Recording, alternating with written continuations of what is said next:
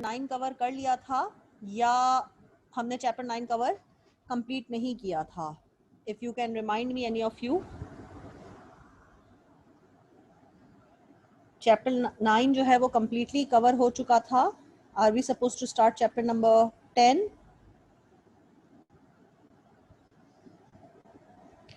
Please अजवर, if you are there, any of the CRs, अजवर हो या इज़ाम हो, तो प्लीज मुझे बताओ बेटा। आई एम वेटिंग कि आप मुझे बता दें।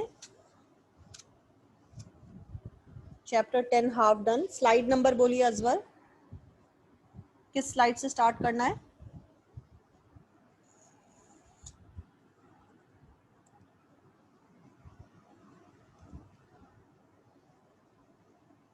एक मिनट दीजिए, मैं चैप्टर 10 जो है वो ओपन कर लूं और फिर मैं आपसे स्लाइड शेयर करती हूँ।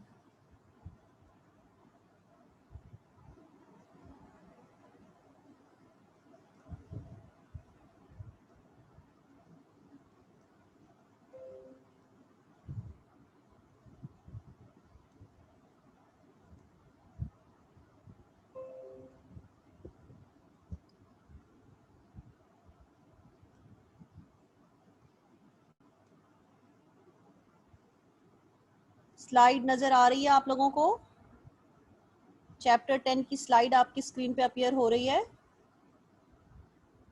चैप्टर 10 की एग्जैक्ट स्लाइड नहीं पता, और राइट, कोई student validity and reliability start करेंगे। Okay, slide number 18। Fine ma'am, जो आप पढ़ा रही हैं और जो बुक पर लिखा होता है सब समझ आता है, लेकिन एमसीक्यू समझ नहीं आते।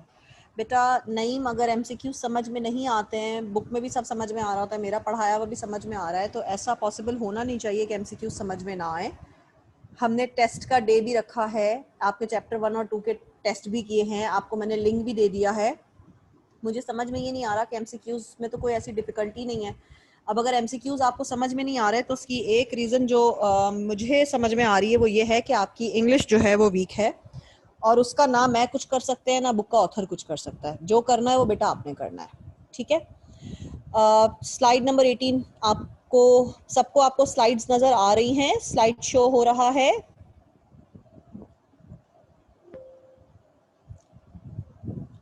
अच्छा, किसी को चैप्टर नंबर 10 के हवाले से कोई क्वेश्चन अगर है तो मुझसे पूछ लीजिए।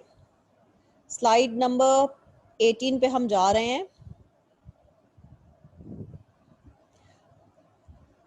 अच्छा जी, रिक्रूटमेंट प्रोसेस की ये बात हो रही है और हम एचआर की टर्मिनोलॉजी के बारे में बात कर रहे थे। रिक्रूटमेंट एंड डी रिक्रूटमेंट की हम बात कर रहे हैं, बट यहाँ पर हम सिलेक्शन प्रोसेस की बात कर रहे हैं, ठीक है? सिलेक्शन प्रोसेस में होता क्या है कि हमें जॉब को जहन में रखते हुए स्क्रीनिंग करनी पड़ती है। स्क्रीनिंग का मतलब है किसी भी चीज़ को वैलिडेट करना, चेक करना, अपनी तसल्ली कर लेना, ठीक है? स्क्रीनिंग का मतलब है हम एक्सरसाइज करके, कोई भी टेस्ट रख के हम अपनी तसल्ली कर लेते हैं, ठीक है? किसी स्टूडेंट ने हैंड रेस किया है प्रॉबेबली।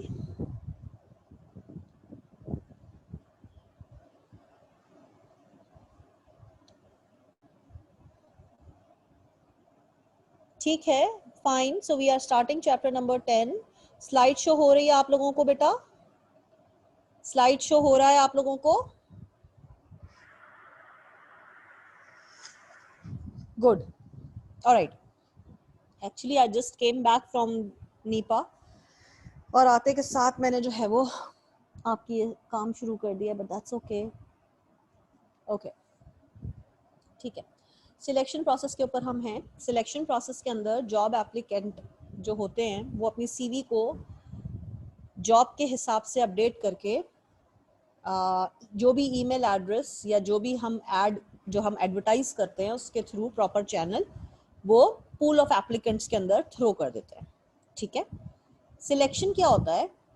बेसिकली हमारे पास जो है वो बहुत सारी सीरीज आ गई। फॉर एग्जांपल कोई भी एक जॉब पोजीशन है, पोजीशन रख लो, चलो एचआर मैनेजर है, ठीक है? अब एचआर मैनेजर की पोजीशन जो है वो वैकेंट हुई, तो जितने भी लोगों को पता चला, हमने अखबार में ऐड डाला या हमने इंटरनल तौर के ऊपर हायरिंग शुरू करी, इंटरनल ईमेल कर दी कि भाई एचआर पोजीशन जो है वो खाली हो गई है, mister so and so has left, we would like to wish him a very good luck. और अगर कोई भी इंसान इस पोजीशन के लिए समझता है कि ही और she is capable of doing these work, so please get back to us. फिर क्या होता है, हमारे पास बहुत सारी सीवीज आती हैं। उन सीवी के अंदर क्या होता है, हम उन सीवी को देखने के बाद प्रिडिक्ट कर रहे होते हैं कि हाँ जी ये बंदा, इसको हम इस पोजीशन पे रख सकते हैं या नहीं रख सकते हैं, ठीक है। लेकिन प्रिडिक्शन के ऊपर हम डिसीजन नहीं लेते हैं।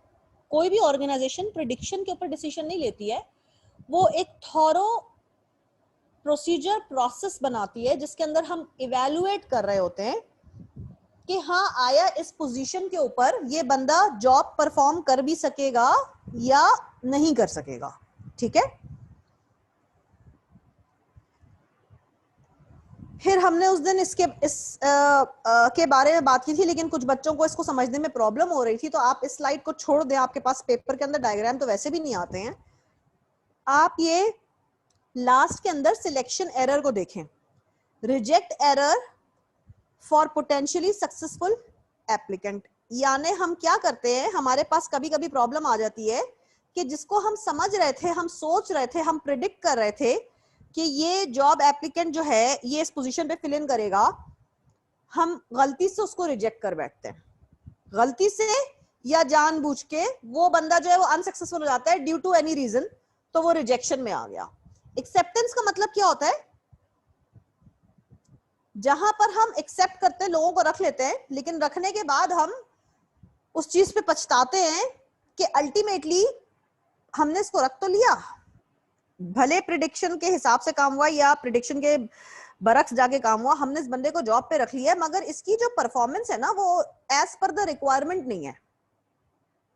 तो ये जो भी परफॉर्मेंस है ये एज पर द रिक्वायरमेंट नहीं है, ये एरर आते हैं, ठीक है।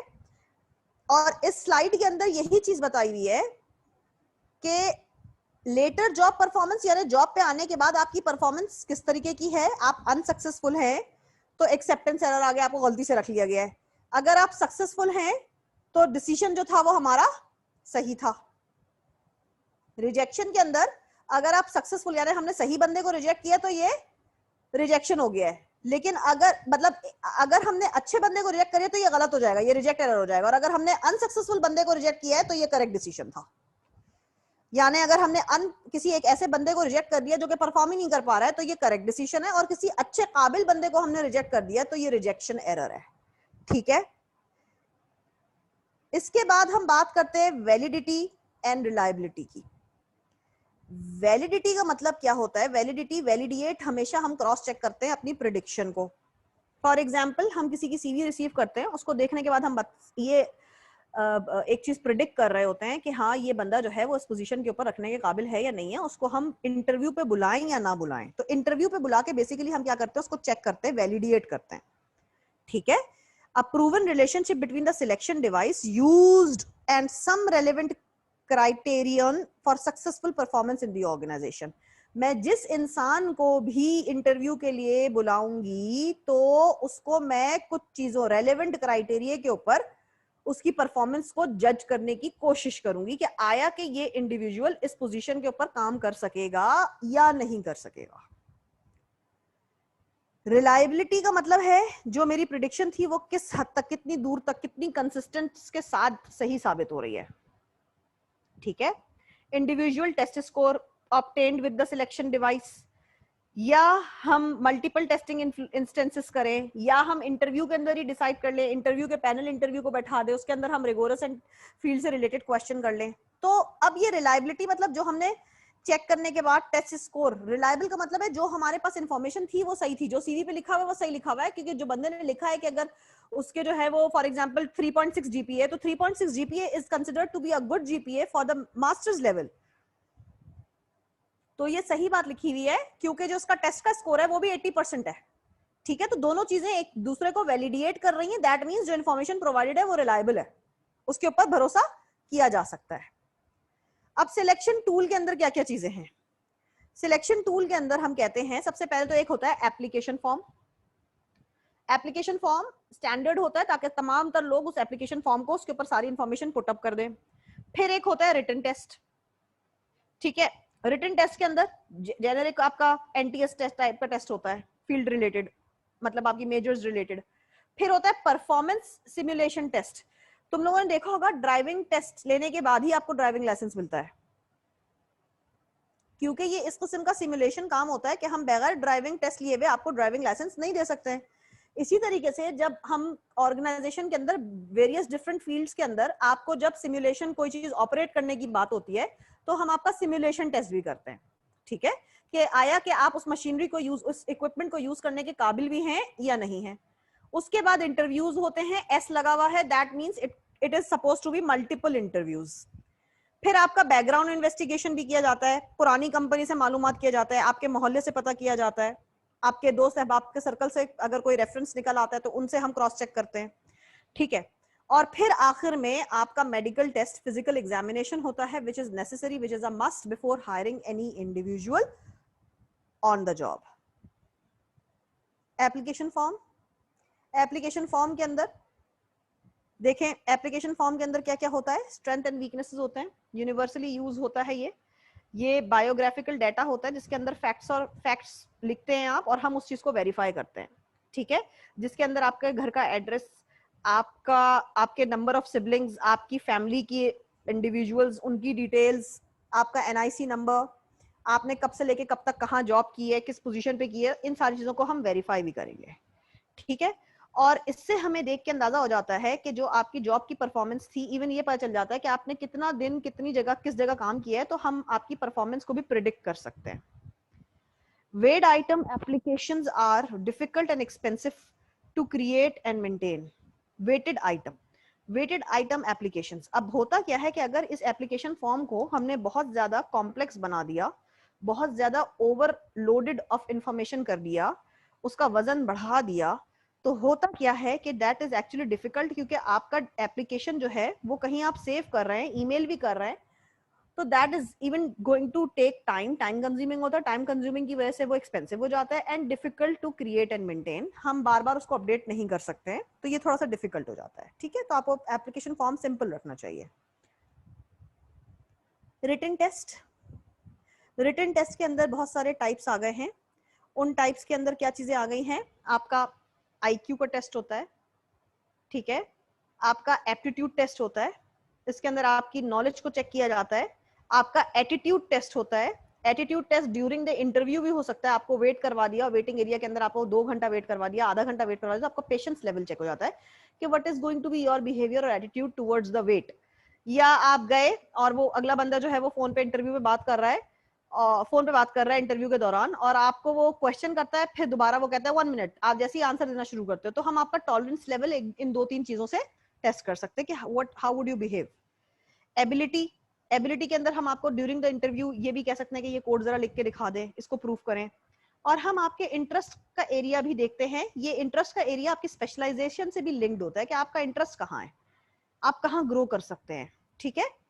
लीगल चैलेंजेस टू टेस्ट क्या होते हैं कि टेस्ट को, ये सारी जबानी किताबी बातों में चल रही होता है, इससे हम जॉब का रिलेटेड टेस्ट आइटम कैसे बना सकते हैं।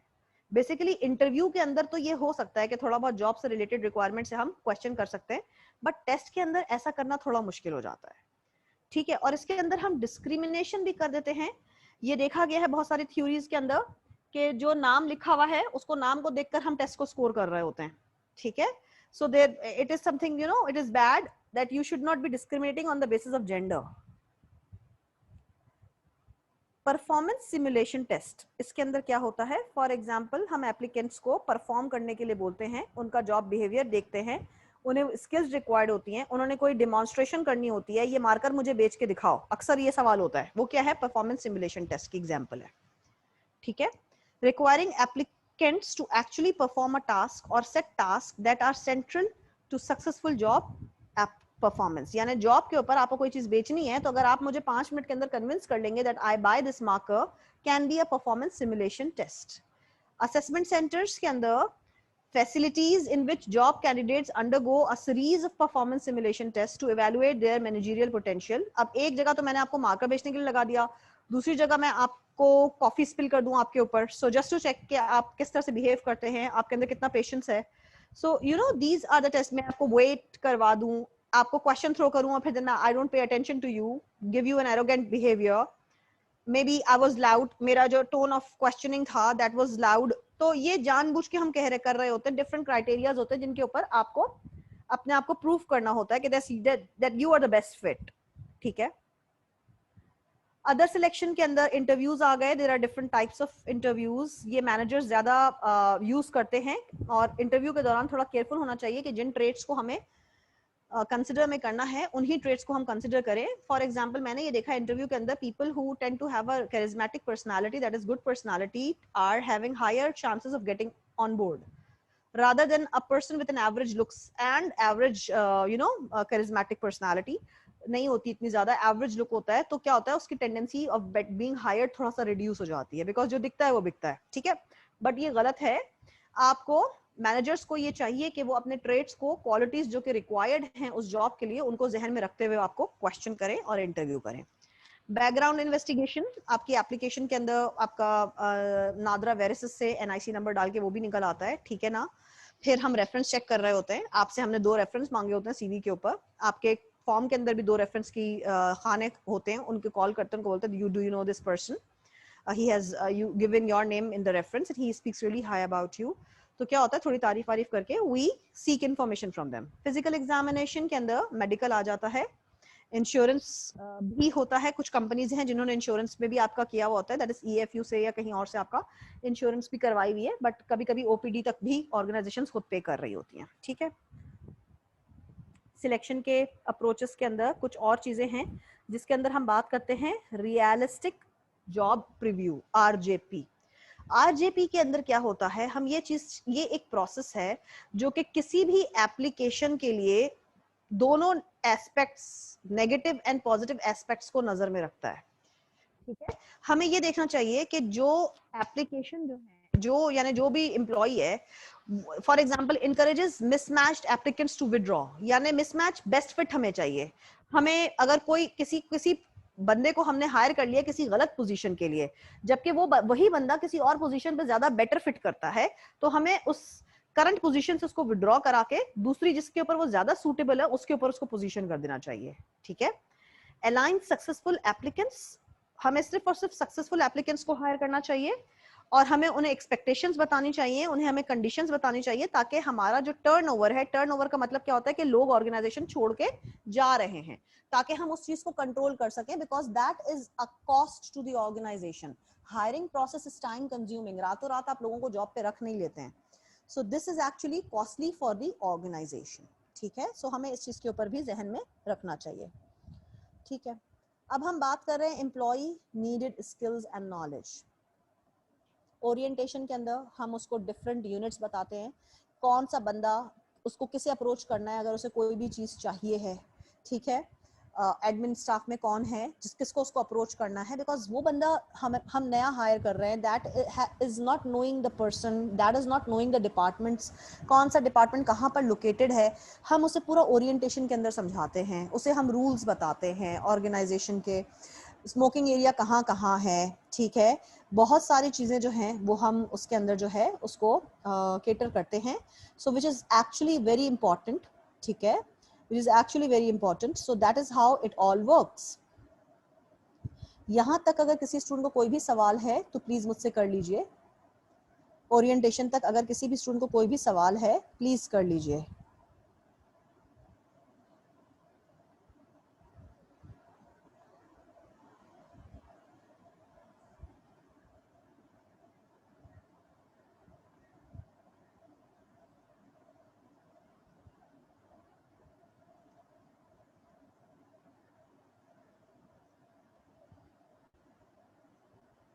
यहाँ तक अगर किसी भी स्टूडेंट को कोई भी क्वेश्चन है चैट स्क्रीन पे प्लीज कर लीजिए।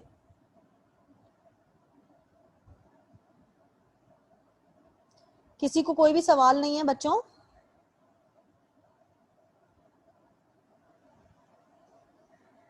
ठीक है जी, आगे बढ़ते हैं। कितने, अच्छा जी चलें। इसके बाद हम बात करते हैं एम्प्लॉय ट्रेनिंग की, ठीक है। एम्प्लॉय ट्रेनिंग की जब हम बात करते हैं तो types of training, soft skill training है, हार्ड स्किल ट्रेनिंग है, ट्रेनिंग का मेथोडोलॉजी क्या होगी, केस एक्टिविटी सिनेरियोज होंगे, कोई कुछ करके दिखाना होगा, फिजिकल ट्रेनिंग है, किस किस्म की ट्रेनिंग है, ठीक है। तो एम्प्लॉयज को हम ट्रेनिंग भी प्रोवाइड करते हैं, ठीक है। जनरल टाइप ऑफ ट्रेनिंग के अंदर जो कि हम सॉफ्ट स्किल ट्रेनिंग्स कह रहे होते हैं, उसके अंदर आपकी जनरल ट्रेनिंग आती है, that is communication skills, computer system applications programming हो जाती है, कंप्यूटर एक कस्टमर सर्विस हो जाती है, एग्जीक्यूटिव डेवलपमेंट हो जाती है, मैनेजमेंट स्किल्स हो जाती है, personal growth and personal development के ऊपर बेसिकली हम काम कर रहे होते हैं। स्पेसिफिक मतलब बेसिक वर्क या work related creativity, customer education, आपको ये थोड़ा सा प्रोडक्ट रिलेटेड होगा, ठीक है। कस्टमर एजुकेशन का मतलब क्या है, how you are supposed to handle the customer and what information you are supposed to actually provide to the customer, ठीक है। तो ये प्रोडक्ट रिलेटेड होगा। इसके अंदर देखिए प्रोडक्ट नॉलेज लिखा हुआ है, ठीक है, दिस इज प्रोडक्ट नॉलेज। आपको नॉलेज होगी तो आप आगे किसी को पास ऑन करेंगे ना, आपको खुद को नॉलेज नहीं है, आप किसी को क्या पास ऑन करेंगे, ठीक है। इसके अंदर टीम बिल्डिंग आती है, हरासमेंट एक टॉपिक हो जाता है, प्रेजेंटेशन स्किल्स इज स्पेसिफिक, ठीक है।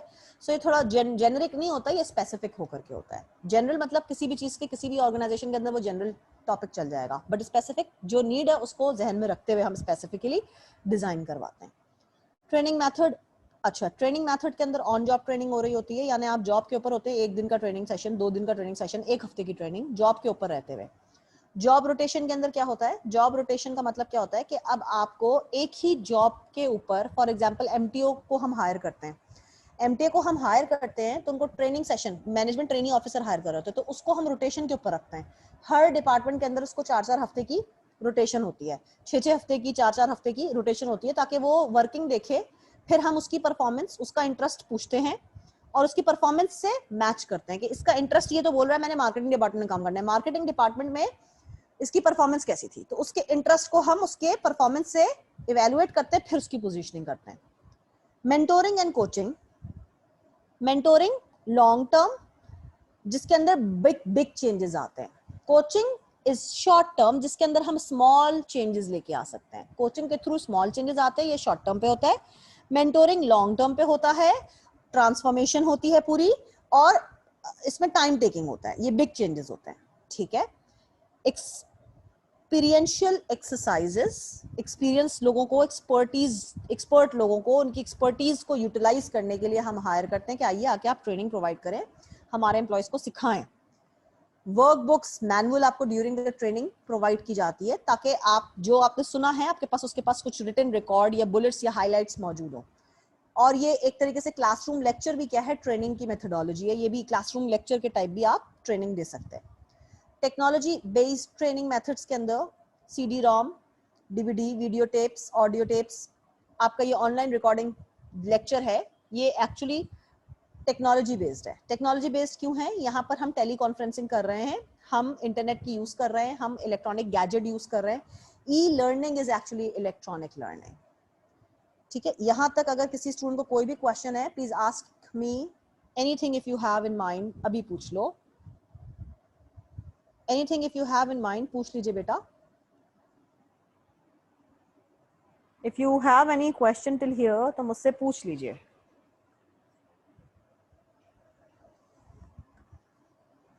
कोई सवाल नहीं है?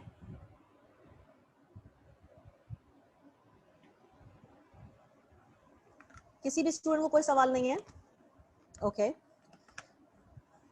अजवर, कोई सवाल नहीं है? बच्चे कम होते चले जा रहे हैं, क्वेश्चंस भी नहीं आ रहे हैं, हो क्या रहा है?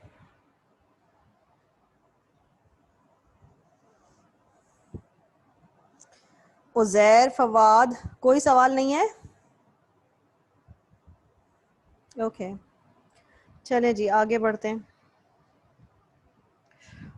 एम्प्लॉय परफॉर्मेंस को मेंटेन करने के लिए भी हमारे पास बहुत सारे तरीके होते हैं, और नॉट ओनली के तरीके होते हैं, हमारे बहुत सारे ट्रेट्स होते हैं। फॉर एग्जांपल एक जॉब के ऊपर, लेट्स टेक एन एग्जांपल कि कम्युनिकेशन स्किल्स उस जॉब के ऊपर होने, उस जॉब को करने के लिए आपकी कम्युनिकेशन स्किल्स बहुत अच्छी होनी चाहिए, आपका बिहेवियर, ह्यूमन स्किल, दूसरों से बातचीत, टीम बिल्डिंग बहुत स्ट्रांग होना चाहिए।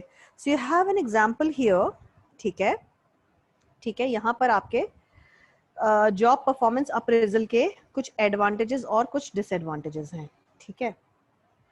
यहाँ पर जो मैं आपको एक चीज़ बताना चाह रही हूँ, ये वो चार्ट नहीं है जो कि मैं चाह रही थी आपको शो करना, ठीक है। खैर एनीवेज, हम यहाँ पर से गूगल करके, मैं 1 मिनट दीजिएगा, मैं यहाँ से इसको स्क्रीन को मिनिमाइज कर रही हूँ and I will just Google one performance appraisal form and share it with you. ठीक है, आपकी बुक के अंदर भी परफॉर्मेंस अप्रेजल का एक फॉर्म बना होगा, बट यहाँ पे मैं भी आपको शेयर करती हूँ.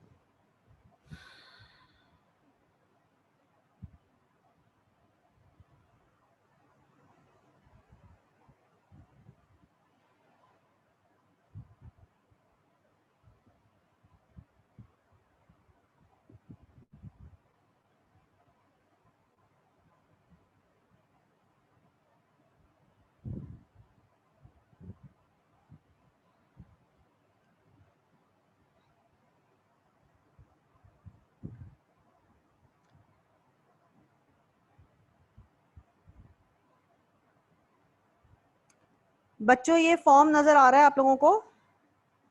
Can you all see this form?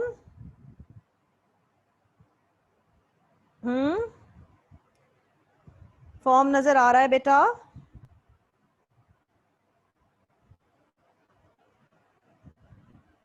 Okay अब ये देखो इस फॉर्म में क्या है, यहाँ पर इस फॉर्म को चेक करते हैं. यहाँ पे नेम ऑफ द एम्प्लॉई होगा, उस एम्प्लॉय की आईडी नंबर होगा, वो किस डिपार्टमेंट में काम कर रहा है, ठीक है, उसका जॉब टाइटल क्या है. फॉर एग्जाम्पल जॉब टाइटल इन्होंने स्टाफिंग कोऑर्डिनेटर लिखा हुआ है यहाँ पे, ठीक है. अब रिव्यू टाइप क्या है, क्वार्टरली यानी हर 3 महीने पे हो रहा है, एनुअली मतलब साल में एक दफा हो रहा है, या कोई स्पेशल रिक्वायरमेंट है, बोनस से पहले हो रहा है, प्रमोशन के लिए हो रहा है, वो स्पेशल रिक्वायरमेंट का एक कॉलम बना दिया है, ठीक है. रिव्यू पीरियड यानी कहाँ से लेके किस हद तक, 4 महीने में हो रहा है तो पिछले 4 महीने की डेट यहाँ आ जाएगी और आज की डेट यहाँ आ जाएगी, ठीक है. एनुअली हो रहा है तो पिछले साल की डेट यहाँ आ जाएगी, आज इस साल की डेट यहाँ आ जाएगी. So this is how you need to fill. फिर जो कर रहा है, जो कंप्लीट कर रहा है, उसका नाम, उसका जॉब टाइटल, ठीक है. फिर क्या होता है, ये हर ऑर्गेनाइजेशन का अलग अलग होता है, ठीक है. अब क्या है यहाँ पर, ये कह रहा है providing customer service and support to care givers and clients, यानी ये कस्टमर को कस्टमर सपोर्ट कैसा दे रहा है. रेटिंग क्या है, हाईलाइट सिलेक्शन. हम क्या कर रहे हैं, 1 नंबर दे रहे हैं इसको, 2 मार्क्स दे रहे हैं इसको, 3 मार्क्स दे रहे हैं या 4 मार्क्स दे रहे हैं. और यहाँ पर हमने मेंशन किया हुआ होगा 1 is the lowest and 5th is the highest, ठीक है. मेंशन हम करके रखते हैं, यहाँ पे इस वाले में नहीं हुआ है, वरना मैं हमेशा यहाँ पे लो और हाई यहाँ पे मैं मेंशन कर देती हूँ, ठीक है. उसके बाद अगर आपने कोई रिपोर्ट भी लिखनी है कि अगर आप 4 नंबर दे रहे हैं तो 4 नंबर आप यहाँ पे क्यों दे रहे हैं, because he is always good with his all customers are always happy with his performance and he provides good customer services, so it's a satisfactory thing, so I am giving him 4 marks on that, ठीक है. अब for example यहाँ पर मैं लिख रही हूँ provide care assessment. अच्छा इसको छोड़ दो, मैं एक कोई ऐसा उठा लेती हूँ जहां पे मैं कोई नेगेटिव तुम्हें एग्जांपल बताती हूँ. या meet with clients on weekly basis, चलो ये भी छोड़ दो, तो वीकली बेसिस पे करेगा. यहाँ पे करते हैं यस. फॉर एग्जाम्पल यहाँ पर एक तुम समझ लो कि पंक्चुअलिटी का कॉलम है, ठीक है. ये नंबर 3 वाला जो कॉलम है, meet with client on weekly basis, evaluate care staff services, हम यहाँ पे कह रहे हैं कि ये पंक्चुअलिटी का कॉलम है, ठीक है. और ये बंदा जो है ये पंक्चुअल नहीं है, this person always comes late. तो मैं यहाँ पे इसको 1 या 2 मार्क्स दूंगी और मैं यहाँ लिखूंगी he is good with meeting the deadlines, but the problem he has a very casual behavior with respect to the time, always late. He is always late, यानी फॉर एग्जाम्पल अ वीक में मैं ये चीज mention कर दूंगी कि according to his attendance sheet is attached with this thing, you can also have a review and look at it, क्योंकि हमें HR main final decision maker होगा, ठीक है. Is it clear? Is it clear to every student?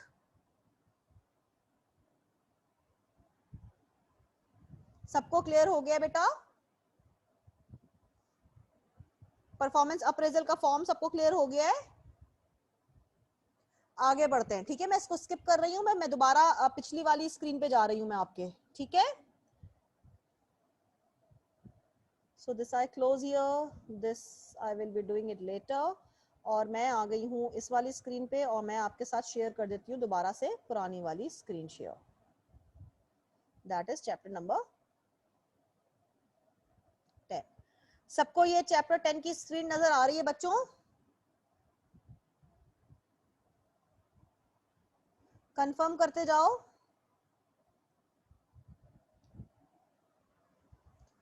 ठीक है, अच्छा अब यहाँ पे ये आपको इस स्लाइड के ऊपर ये बता रहे हैं कि परफॉर्मेंस अप्रेजल का क्या फायदा है और क्या नुकसान है।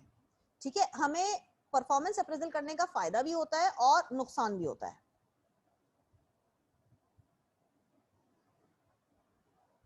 ठीक है, फायदा क्या है? फॉर एग्जाम्पल हमने कहा रिटन ऐसे सिंपल टू यूज है। डिसएडवांटेज क्या है? इवेल्युएटर जो इवेल्युएट कर रहा है उसकी राइटिंग स्किल्स में वो लिखना कुछ और चाह रहा था और उसने लिख कुछ और दिया, क्योंकि उसकी राइटिंग स्किल्स के अंदर थोड़ा सा लैकिंग थी।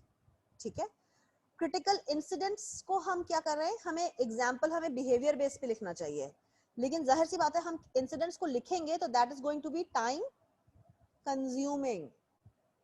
ठीक है, ग्राफिक रेटिंग स्किल्स, ग्राफिक के अंदर हम आराम से डाटा को एक्सप्रेस कर सकते हैं, लेस टाइम कंज्यूमिंग होता है rather than writing detail thing, but इससे क्या होता है, इन डेप्थ इंफॉर्मेशन नहीं मिलती है। ठीक है, इसी तरह से 360 डिग्री का मतलब होता है हर एंगल से थॉरली, तो ये एडवांटेज है। बट एडवांटेज होने के साथ साथ इसका डिसएडवांटेज क्या है?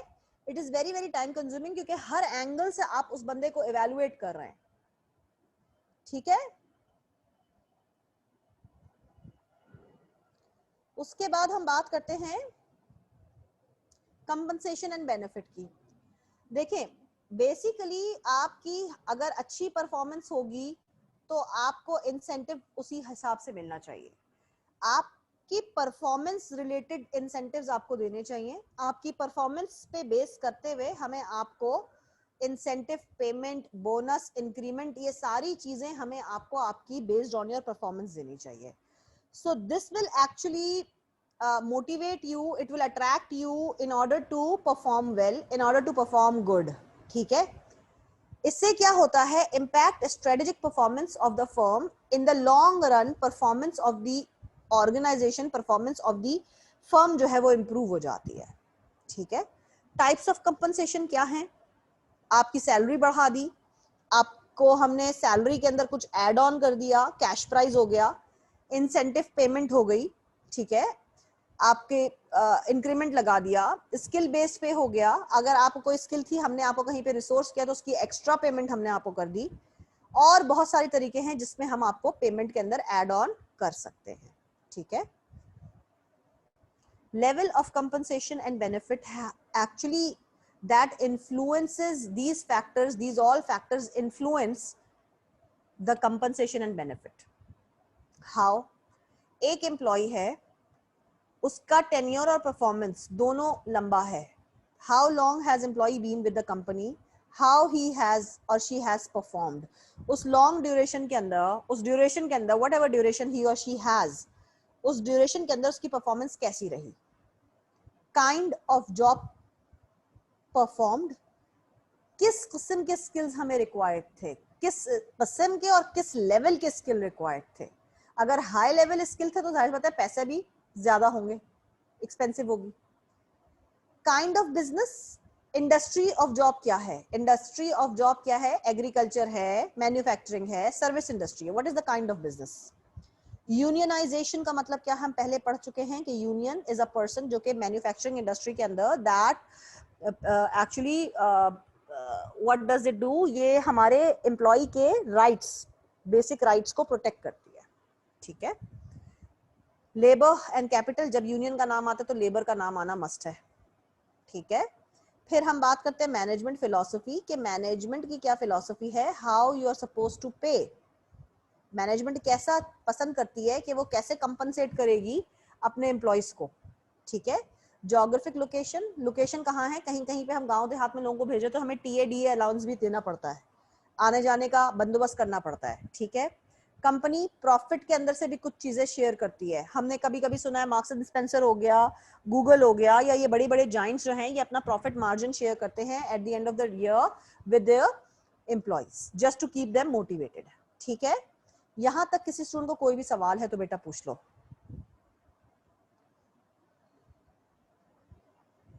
स्लाइड चेंज नहीं हो रही है, वेट कर लीजिए, आई विल जस्ट चेक।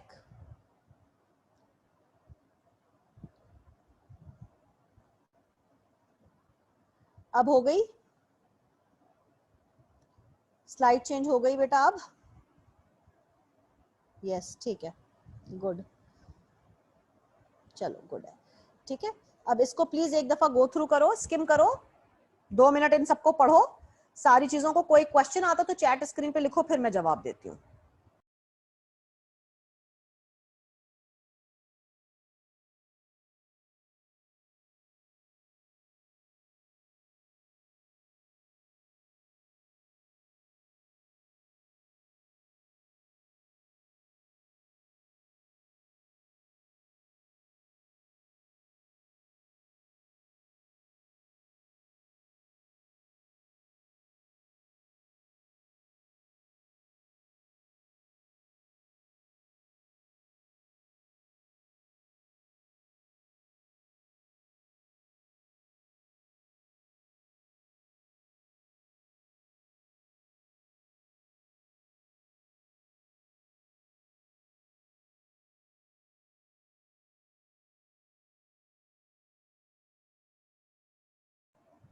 किसी स्टूडेंट ने यूनियनाइजेशन पूछा है।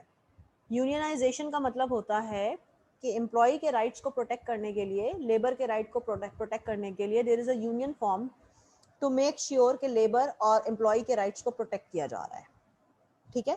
वो लेबर जो है वो एक लेबर जाके बात नहीं करेगी मैनेजमेंट से। मैनेजमेंट के लोग जो वो लेबर क्लास के लोगों से बात नहीं करते हैं, ठीक है। They talk to the union on behalf of all the laborers, not only for one labor but on the behalf of all the laborers. Union is the person जो कि negotiate करता है। हम ये पहले डिस्कस कर चुके हैं डिटेल में चैप्टर के अंदर, इस सवाल की तुक नहीं बनती है यहाँ पर।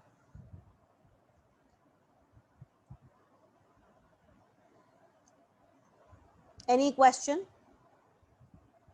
Union is not supervisor. Google करो सलमा।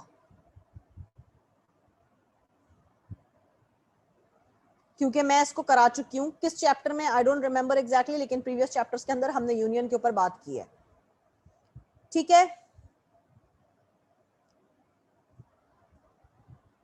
अच्छा जी, अब क्या होता है, there are some issues when managing human resources. For example downsizing करनी है, डाउनसाइजिंग कंपनी जो है वो नुकसान में जा रही है, तो नुकसान में जाने की वजह से हमने कुछ जॉब्स को एलिमिनेट करना है, ठीक है। कुछ जॉब्स को हमने एलिमिनेट करना है, उन पे लोगों को, हमारे पास लोग ज्यादा हो गए, रिसोर्स ज्यादा आ गई है, तो हम उसे एलिमिनेट करेंगे।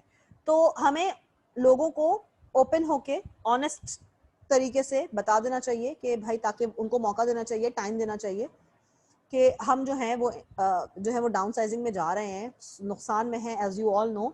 सो we will start with the process of downsizing from the coming month, ताकि लोग जो है वो अपनी पोजीशन को दूसरी जगह पर ढूंढना शुरू कर लें, ठीक है। फिर हम उन एम्प्लॉयज को एसेस भी करते हैं कि फॉर एग्जांपल कराची ब्रांच के अंदर ये प्रॉब्लम आ रही है, मुल्तान ब्रांच के अंदर we have this position, if you would like to get a transfer, ठीक है। हम रीएश्योर करते हैं, काउंसलिंग करते हैं कि how you are suppose to survive, ठीक है। कोई जूनियर पोजीशन होती है तो हम एम्प्लॉय को बुला के बात करते हैं कि देखो अभी ये पोजीशन तो तुम्हारी जा रही है, तुम्हें तो जॉब से हटाना है, तो अब यूं करते हैं कि थोड़ी जूनियर पोजीशन अवेलेबल है, कुछ ना होने से कुछ होना बेहतर है, तो जब तक तुम उसके ऊपर काम शुरू कर दो and you start looking for another job, if you find one let us know and we will end the process, ठीक है। So this is how you give alternative to the people and you actually help them in whatever manner, in whatever way you would like to, ठीक है, and it is actually possible for the organization. Managing workforce diversity, diversity का मतलब होता है you know everybody belonging to different background, everybody belonging to different religious groups, everybody belonging to different political groups are working together. तो होता क्या है, इनमें लड़ाई झगड़े, कॉन्फ्लिक्ट आने के चांसेस बढ़ जाते हैं, तो हमें रिक्रूटमेंट को वाइडन अप करना होता है ताकि हमारे पास एक लॉबी ना बन सके। फॉर एग्जाम्पल सिर्फ फीमेल्स नहीं हायर करेंगे, सिर्फ मेल्स हायर नहीं करेंगे, मिक्स हायर करेंगे, ठीक है ना, ताकि पॉलिटिक्स कम से कम करना है, एक कौमियत के लोग हायर नहीं करेंगे, एक रीजन के लोग हायर नहीं करेंगे, मिक्स चार्ट रखेंगे, ठीक है। हमें ये भी ध्यान में रखना चाहिए कि हम हायर करते हुए डिस्क्रिमिनेशन नहीं करेंगे कि हमें सिर्फ फीमेल्स ही को हायर करना है या हमें सिर्फ लाहौर के लोगों को हायर करना है, ऐसा नहीं होगा, ठीक है। Provide orientation and training that is effective. Orientation में आपको नो हाउ देने के लिए, आपको एक्सप्लेन करने के लिए रूल्स एंड रेगुलेशन बताना जरूरी होता है, उसके अलावा फिर आपको ट्रेनिंग भी प्रोवाइड करनी चाहिए ताकि आप जॉब पर रहते हुए कोई गलती ना कर बैठे। अब हमें कुछ टिप्स को जहन में रखना चाहिए जब हम डाउन साइजिंग के ऊपर काम कर रहे होते हैं, ठीक है। हमें सबसे पहले ओपनली और ऑनेस्टली लोगों को बताना चाहिए, उनको इन्फॉर्म करना चाहिए जिनको हम जाने का बोलने वाले हैं। सर्वाइविंग एम्प्लॉइज को हमें न्यू गोल्स देने चाहिए, अपने एक्सपेक्टेशंस उनसे जो हमारी हैं उनको हमें क्लियरली डिफाइन कर देनी चाहिए कि अब देखिए आपका टारगेट बढ़ गया है क्योंकि हम लॉस में जा रहे हैं, तो अब हमें मेहनत ज्यादा करनी है, और ये बताएं कि ये ले ऑफ की वजह क्या है, why we are firing people, why we are removing people, ठीक है। Follow any law regulating surveillance, pay और बेनिफिट। फाइनल सेटलमेंट आपका बेस्ड होना चाहिए रूल्स एंड रेगुलेशंस को जहन में रखते हुए। उस एम्प्लॉय का जितना भी ग्रेजुटी एंड प्रोविडेंट फंड का अमाउंट बनता है वो एक लमसम अमाउंट उसको at the time of going देना है हमने, ठीक है। उस एम्प्लॉय को सपोर्ट इस तरीके से कि अगर उसे कोई हेल्प चाहिए, कोई एक्सपीरियंस लेटर चाहिए, तो एक अच्छा सा लेटर बना के हम उसे दें, उसे हम काउंसिल करें कि हाउ, अगर कोई हमारे जहन में कोई पूल ऑफ एप्लीकेंट है या वो किसी ऑर्गेनाइजेशन में, हमें पता है I am the HR manager, मुझे पता है किसी और ऑर्गेनाइजेशन में उसकी पोजीशन ओपन हुई हुई है, तो मैं उसको वहां रेफर कर सकती हूँ, ठीक है। Reassign roles according to the individuals talents and background. दोबारा हमें रोल्स को रीडिजाइन करना पड़ता है और रीडिजाइन करने के बाद हम उसे रीअसाइन करते हैं। रीडिजाइन का मतलब है दोबारा रोल्स को चेंज करना, और रीअसाइन का मतलब है कि हम नए मतलब जो नए हमने डिजाइनिंग की होती है, जो चेंजेस हमने टारगेट के अंदर चेंज किए हैं या हमारी एक्सपेक्टेशन जो चेंज हुई है, वो हम लोगों को बताएं कि अब आपका टारगेट जो है वो चेंज हो गया है। Focus on boosting the morale, आप इंडिविजुअल्स को रीअश्योर करें कि yes we don't need to wind up the organisation, we can all do it together. और हम कंटिन्यूएशन के अंदर कम्युनिकेशन रखें, specially one on one communication के ऊपर फोकस करें, ताकि कोई भी एम्प्लॉय इस डर में ना काम करे कि कहीं मुझे भी तो नहीं निकाल दिया जाएगा। और हमें हर वक्त अवेलेबल होना चाहिए, इन्वॉल्व होना चाहिए विद आवर एम्प्लॉइज। कुछ एचआर के इश्यूज सेक्सुअल हैरेसमेंट के भी आ जाते हैं, ठीक है। आप अनवांटेड फेवर्स किसी को ना दें, आप वर्बल, आई विल यहाँ पर ये I will share a recent incident. मैं मजे की बात थोड़ा सा यहाँ पे शेयर करना चाहूंगी। I was at a vegetable वाला ठेला, ठीक है ना, और मैं गाड़ी में बैठी हुई थी क्योंकि 3-4 लोग ऑलरेडी लाइन के अंदर थे, वो चीज़ें ले रहे थे, और ये कोरोना की वजह से ना I avoid standing in long lines, तो मैं गाड़ी में ही बैठी रही कि जब ये लोग हट जाएंगे तो मैं उतर के ले लूंगी अपनी चीज़। अच्छा, मैं गाड़ी में बैठी हुई थी, मेरे सामने बिल्कुल ही मेरी नज़र के सामने गाड़ी के बोनट के ही आगे एक बाइक रुकी हुई थी और उस पर एक बंदा बैठा हुआ था। अब वो अजीब और गरीब किस्म के नॉन वर्बल जेस्चर्स देना, पहले मैंने सोचा कि शायद मेरा वहम है, maybe he is doing it for someone else, but then एक दफा इग्नोर किया, दूसरी दफा इग्नोर किया, फिर तीसरी दफा जब मैंने नोटिस आगे पीछे देखा, मैंने कि यार ये तो किसको मतलब ये इशारे कर रहा है, तो फिर मुझे रियलाइज हुआ कि मुझे को। I got down from the car, चप्पल उतारी और उसको मैंने मार्केट में चप्पल जूतियां मारी हैं। Why did I do this? ताकि वो नेक्स्ट टाइम कुछ भी इस तरह की हरकत करते हुए सोचे। सेक्सुअल हैरेसमेंट के अंदर, इवन ऑर्गेनाइजेशन के अंदर प्रॉब्लम कहां पर आती है? जब आप इस चीज को स्टेट नहीं करते हैं और छुपाने की कोशिश करते हैं। कोई भी प्रॉब्लम आ रही है उसको पहले आप इनिशिएट करेंगे, ठीक है, उसको आप लिंगर करेंगे, उसको आप एक बड़े लेवल तक जाने देंगे, जबकि आपको शटअप कॉल देनी चाहिए पहले ही लेवल के ऊपर,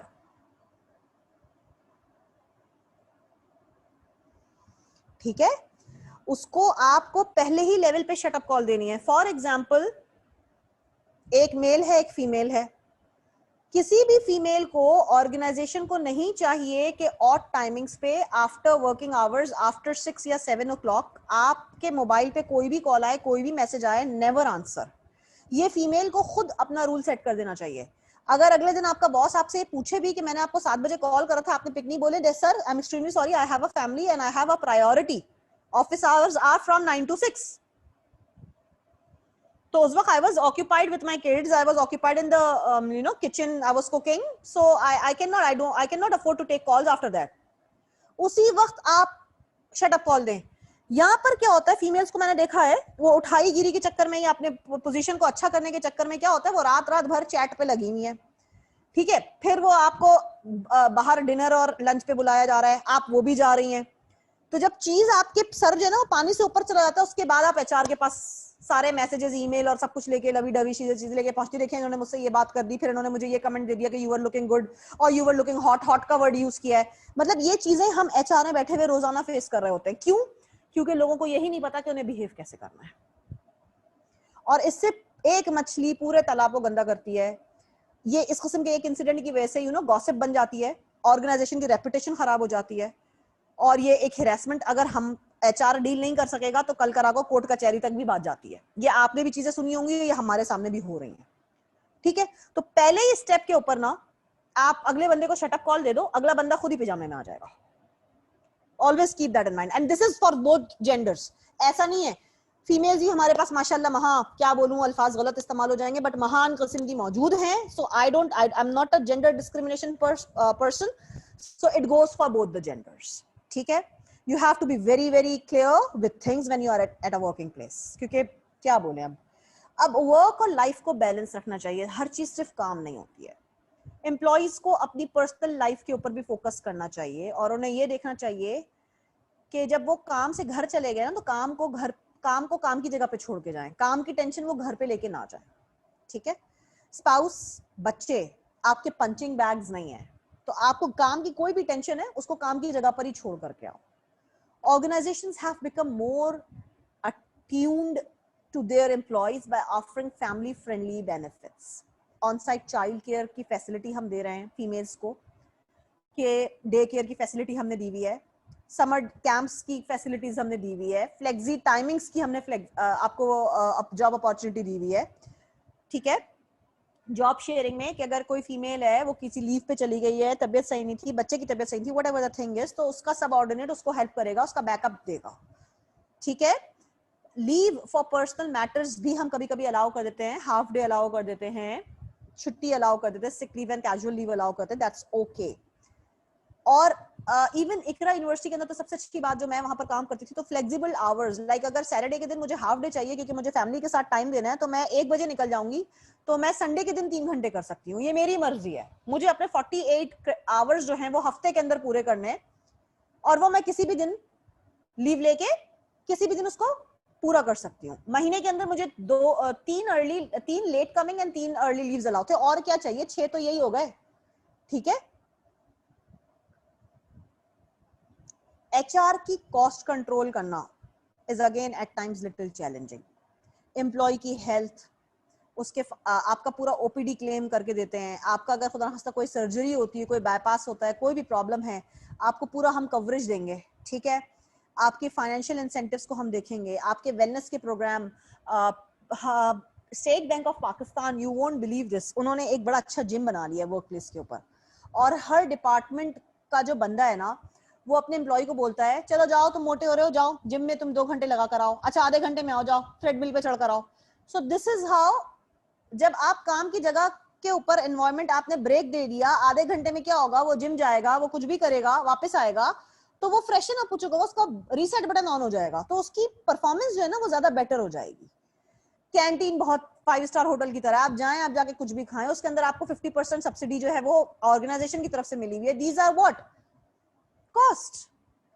एम्प्लॉय पेंशन प्लान्स होते हैं, पेंशन प्लान्स के बेनिफिट्स को कुछ, अब ये जैसे कौन वो शरीफ, कौन से राहिल शरीफ, कौन से, वो नहीं राहिल शरीफ नहीं, वो है ना गंजू का भाई, क्या नाम है उसका, शहबाज शरीफ. हाँ, शहबाज शरीफ ने रोना पीटना मारा हुआ है. वो रेलवेज देख रहा है ना आजकल कि रेलवे के जितने भी एम्प्लॉइज हैं, तो वो उनके जो उनका तो इंतकाल हो गया, उनकी स्पाउस को जा रहा है पेंशन का अमाउंट, या उनके अनमैरिड बच्चों को जा रहा है पेंशन का अमाउंट. है ना, उसके ऊपर बड़ी कहानी हम सुन भी चुके हैं.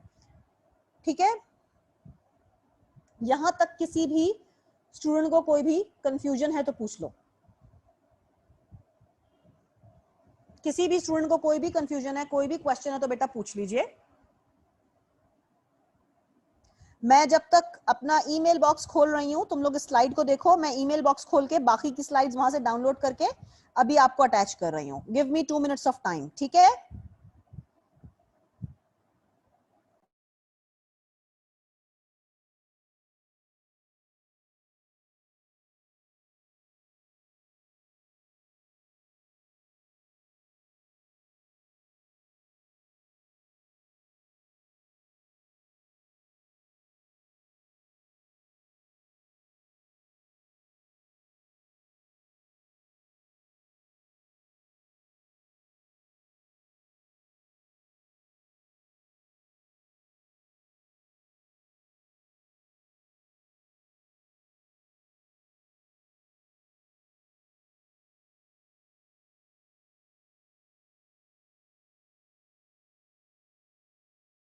मैंने सीआर को तमाम तर स्लाइडें जो हैं वो दे दी थी, तो आई होप कि सीआर ने तमाम तर स्टूडेंट्स को ग्रुप के ऊपर, जो हमारा व्हाट्सएप का ग्रुप चल रहा है, वो स्लाइडें जो हैं वो शेयर कर दी हैं। If I am not wrong, आपके पास सारे चैप्टर्स की स्लाइडें आ गई हैं। अच्छा, आपने, अच्छा, मेरे पास कुछ स्टूडेंट्स की मजीद मैसेजेस आते रहते हैं व्हाट्सएप के ऊपर कि मिस जो है ये वाला जो है बुक सही है, ये कोर्स आउटलाइन के अंदर ये टॉपिक तो नहीं है। एक बच्चे ने मुझसे सवाल किया था, I don't know remember his name, कि वो जो ईयू वाला है, वो ईयू वाली चीज जो है वो हमारे पास कोई टॉपिक था जो कि ईयू वाले उसके अंदर अग्रीमेंट के अंदर था, ग्लोबलाइजेशन के चैप्टर के अंदर, ठीक है? तो वो बच्चा मुझसे बोलता है कि ये तो हमने हमारे कोर्स आउटलाइन के अंदर इतना डिटेल में नहीं है, तो हम ये करें या ना करें। देखिए, जब मैं आपको वो स्लाइड करवा रही थी, मैंने काफी चीजें स्किप करवा के आपको करवाई थी, ठीक है? काफी सारी चीजें मैंने स्किप की थी। क्यों स्किप की थी भाई? शौकिया नहीं की थी। क्यों की थी? शौकिया नहीं की थी स्किप। क्यों स्किप की थी? क्योंकि वो आपके कोर्स में, कोर्स से रिलेटेड नहीं थी, ठीक है? स्किप करने की बेटा वजूहात होती हैं। तो अब हर चीज मैं आपको उंगली पकड़ के नहीं दिखाऊंगी, थोड़ा सा काम खुद भी जिम्मेदार होके करो। कोर्स आउटलाइन देखो, कोर्स आउटलाइन पे नहीं लिखा हुआ है तो इसका मतलब है आपके करिकुलम में नहीं है। इसमें इतनी टेंशन लेने की क्या जरूरत हो जाती है अचानक से? 10 तक हो गया है। अरे रुक जाओ भाई, 11 ये रहा और 11 ये रहा, ठीक है? 11 हो गया, ये 16 भी हो गया, 15 करा है मैंने डाउनलोड। 11 12 13 14, अच्छा अब 15 कर लेते हैं डाउनलोड। 15 कहाँ है? ये रहा। फिर हम 16 भी डाउनलोड कर लेते हैं, ये रहा। और फिर हमने 17 भी डाउनलोड कर लिया, ये रहा। चलो जी, अब इसको हम यहाँ से, तो मुझे कहने का मकसद ये है कि when you guys will grow up, थोड़ा सा मुझे प्लीज बताइए, ग्रो अप के क्या चांसेस हैं? कब तक हो जाएंगे आप लोग? ग्रो अप के चांसेस बता दो भाई साहब, कब बताओगे तुम लोग?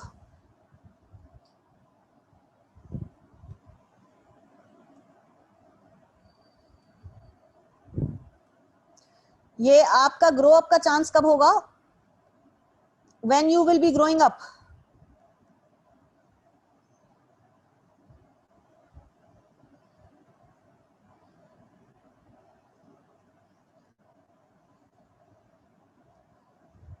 अच्छा भाई, ये चलो 11 चैप्टर मैंने कर लिया, वो हम खोलते हैं, बाकी हम बाद में करती रहूंगी मैं, ठीक है जी?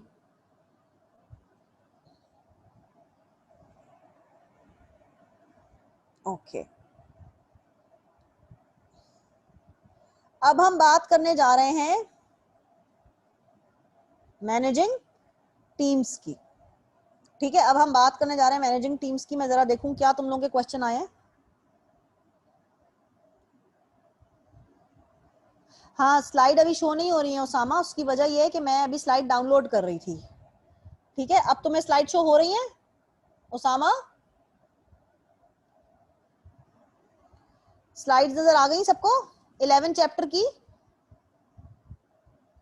Wait, slide share 11 chapter share आ रही है नजर?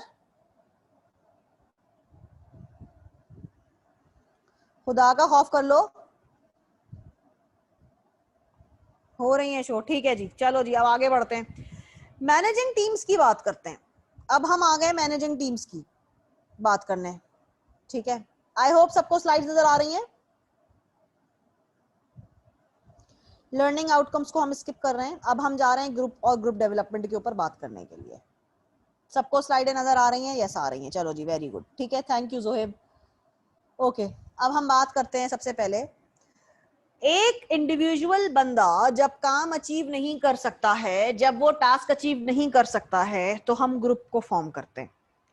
फिर हम 2 और मोर इंटरडिपेंडेंट इंडिविजुअल्स को, जो कि एक दूसरे के ऊपर डिपेंड करते हैं, जो एक दूसरे के साथ मिलके काम करते हैं किसी भी स्पेसिफिक गोल को अचीव करने के लिए, हम ग्रुप फॉर्म करते हैं।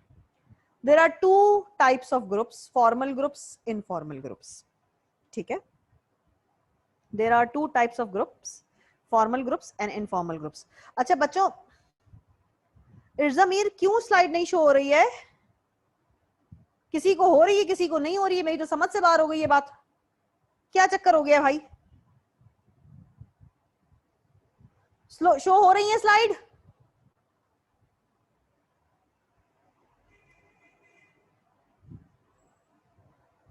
अब हो रही है, पहले भी हो रही थी भाई, किसको हो रही थी पहले? चलो भाई वापस आ जाते हैं, खैर है, अब इस बहस में नहीं पड़ेंगे। चलो जी, ग्रुप की हम बात कर रहे हैं। ग्रुप कैसे फॉर्म होता है? जब 2 या 2 से ज्यादा इंटरडिपेंडेंट का मतलब ये होता है कि ग्रुप ने एक साथ मिलकर काम करना है। एक ग्रुप में 4 लोग हैं, 1 2 3 4, तो 1 2 3 4 ने मिलजुल कर काम करना है, और 1 2 3 4 एक दूसरे के ऊपर इंटरडिपेंडेंट हो गए। अगर 4 ने अपना काम कर लिया और 1 का काम रहता है, तो 4 अपना काम कंप्लीट करके 1 की हेल्प करेगा, ठीक है, क्योंकि उन्होंने मिलकर के, पूरे ग्रुप ने मिलकर के गोल अचीव करना है, ठीक है। तो you will be helping each other out in the group. अब 2 टाइप के ग्रुप हैं, फॉर्मल ग्रुप, इनफॉर्मल ग्रुप। नाम ही बता रहा है आपको, फॉर्मल ग्रुप का मतलब क्या है? ये ऑर्गेनाइजेशन के स्ट्रक्चर के अंदर फॉर्म होगा। ये आपकी टीम आपके मैनेजर ने बनाई है, और टीम को डायरेक्ट करने के लिए हम एक गोल को अचीव करने के लिए टीम को डायरेक्ट करेंगे टूवर्ड्स दैट डिफाइंड गोल। यानी हम गोल को डिफाइन करेंगे कि आपने ये गोल, इस टीम के ऊपर हम टास्क फोर्स टीम डिजाइन कर रहे हैं 3 महीने के लिए, और 3 महीने में आपने ये टारगेट हमें अचीव करके देना है, ठीक है। ये तो हो गया फॉर्मल ग्रुप। अब बात करते हैं इनफॉर्मल ग्रुप के ऊपर। इनफॉर्मल ग्रुप में क्या होता है? ये सोशल कम्युनिटी बेस्ड वर्क होता है। सोशली हम एक ग्रुप में आ गए क्योंकि हम मस्जिद गए थे, मस्जिद में दोस्त बन गए। यहाँ पे काम से रिलेटेड बात नहीं हो रही है, ये आपके सोशल मीटअप, आपके फ्रेंड्स का ग्रुप होता है, हैंग अप करते हैं आप, ठीक है। अच्छा मेरे साथ ये कि मेरे हर किस्म के डिफरेंट डिफरेंट ग्रुप है। मेरा प्रोफेशनल ग्रुप अलग होता है, जिससे मैं काम के रिलेटेड बातें कर रही होती हूँ, फॉर्मल ग्रुप कह लो उसको। मेरा इनफॉर्मल ग्रुप, फ्रेंड्स का ग्रुप अलग होगा, स्कूल का ग्रुप अलग होगा, कॉलेज का ग्रुप अलग होगा, और एक मेरा बडी वाला ग्रुप अलग होगा, ठीक है। सो this is what is formal and informal group. सबको क्लियर है? किसी को कोई सवाल? ठीक है जी, अब आगे बात करते हैं।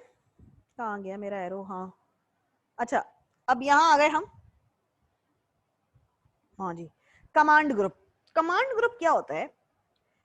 ये जो ग्रुप है ऑर्गेनाइजेशन, देखो, a group that are determined by organisation chart and composed of individual who report directly to a given manager.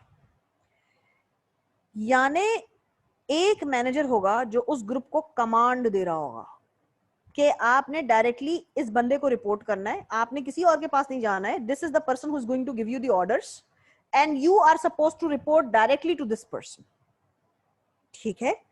तो ये ऑर्गेनाइजेशन के चार्ट के अंदर, हायरार्की के अंदर हमने एक पोजीशन प्लेस कर दी है कि आपने अपने यूनिट के हेड को ही रिपोर्ट करना है, ठीक है। अब आ जाओ टास्क ग्रुप।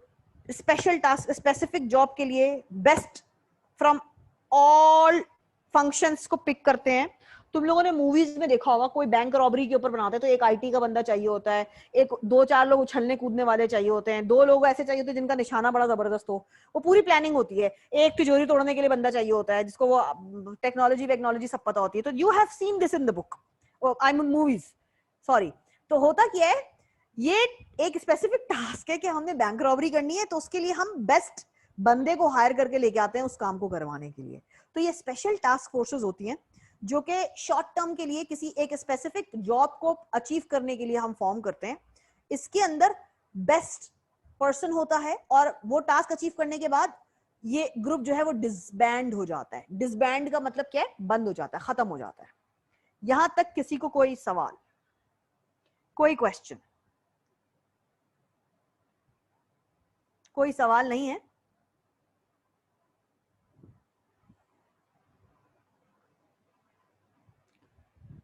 पक्की बात है, कोई सवाल नहीं है आप लोगों को? ये मुझे थोड़ा समझ में नहीं आ रहा है कि तुम लोगों को सवाल क्यों नहीं आते यार। सवाल तो करो, कुछ कुछ तो काम के सवाल करो।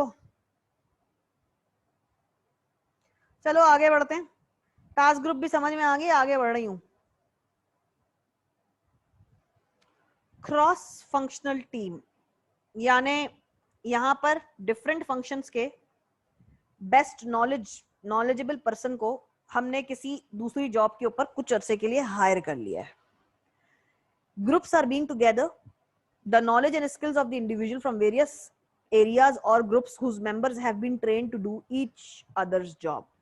अब हम क्या करते हैं, डिफरेंट टीम के लोगों, डिफरेंट फंक्शनल टीम मतलब डिफरेंट डिपार्टमेंट के लोगों को हमने एक जगह फॉर्म किया और वो स्किलफुल लोग हैं, उनके पास अपने काम की महारत है और वो किसी एक काम को अचीव करने में, फॉर एग्जांपल मेरे पास कोई कंसाइनमेंट आता है कि 10 दिन के अंदर मुझे जो है ना वो 200 पीसेस डिलीवर करने हैं। सो मैं प्रोजेक्ट का नाम रखूंगी प्रोजेक्ट ए की मैं टीम बना दूंगी। उस टीम के अंदर मैं हर फंक्शन से लोगों को, बेस्ट लोगों को लेके आऊंगी, मैं बोलूंगी 10 दिन के अंदर मुझे ये काम करके दो, ठीक है। सेल्फ मैनेज टीम के अंदर क्या होता है, अब यहां पर जो लीडर होता है ना, वो अपनी जिम्मेदारियां अपने टीम मेंबर्स के ऊपर छोड़ देता है। अब वो अपना टास्क खुद सेट करते हैं, वो अपनी जिम्मेदारियां खुद डिसाइड करते हैं, ठीक है। और वो अपने काम को परफॉर्मेंस इवैल्यूएशन, शेड्यूलिंग, प्लानिंग वो खुद कर रहे होते हैं। They are managing their own self, they are their own managers, ठीक है। अब टीम डेवलपमेंट के अंदर एक प्रोसेस होता है, इस प्रोसेस को समझ लो, बहुत जरूरी है। फॉर्मिंग, टीम बनी, बनने के बाद उसमें जलजला आएगा, स्टॉर्म आएगा, ठीक है। स्टॉर्म का मतलब क्या हो जाएगा? कॉन्फ्लिक्ट्स आएंगे, हर इंसान जो है दूसरे को कंट्रोल करने की कोशिश करेगा और खुद लीडर बनने की कोशिश करेगा। जो मैं बोल रहा हूँ वो सही बोल रहा हूँ, आप मेरी बात को फॉलो करें। तो मेंबर्स के बीच में क्या आएगा? कॉन्फ्लिक्ट आएगा, नेचुरल है। कॉन्फ्लिक्ट जब वो रिजॉल्व कर लेंगे थ्रू डिस्कशन, जब लड़ के थक जाएंगे एक आध हफ्ते में, 10 दिन में, एक दूसरे के ऊपर अपनी चला चला के बोल के, क्योंकि काम तो हो नहीं रहा होगा उनसे, तो क्या होगा? वो थक जाएंगे, वो गिव अप करेंगे। उसके बाद चीजें नॉर्मलाइज होना शुरू होंगी और आपके पॉलिसीज बनना, आपके नॉर्म्स बनना कि ये चीज एक्सेप्टेबल है, ये चीज एक्सेप्टेबल नहीं है, आप रूल्स सेट करना शुरू कर देंगे। आप ये काम करें, आप इस डोमेन को संभालें, आप मेरे डोमेन में ना बोले, मुझे अपना काम करने दें, आपका ये काम हो गया, आपने रूल सेट कर लिए, ना आप मेरे मामले में मदाखलत करें ना मैं आपके मामले में मदाखलत करूंगा। रूल्स बना लिए भाई, ठीक है। जब रूल बना लिया आपने, नॉर्मलाइजेशन हो गई सिचुएशन, तो आपने काम करना शुरू किया। काम करना शुरू किया तो जाहिर सी बात है आप टास्क को अचीव कर लेंगे। जब टास्क अचीव हो जाएगा तो ग्रुप एडजर्न हो जाएगा। एडजर्न का मतलब है डिसबैंड हो जाना। डिसबैंड का मतलब है ग्रुप को हम खत्म कर देंगे कि no longer, this is no longer required, जो भी टास्क था that has been achieved successfully, so हम नया ग्रुप फॉर्म करेंगे। And this process keeps on going. यहां तक किसी स्टूडेंट को कोई सवाल है तो बेटा जी पूछ लो। Please ask me if you have any question. Chat screen के ऊपर लिखिए, मैं यहां से जरा म्यूट कर रही हूं, आप चैट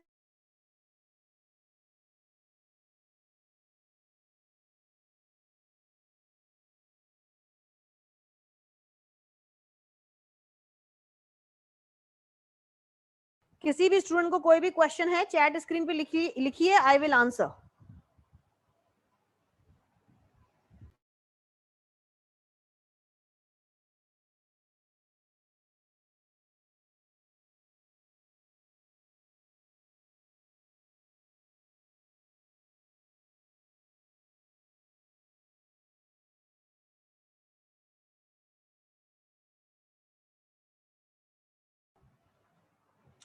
एडजर्निंग का मतलब है भाई, यहाँ देखो भाई, लाइन तुम लोग को रीड करके बतानी पड़ेगी यार, तुम लोग ना।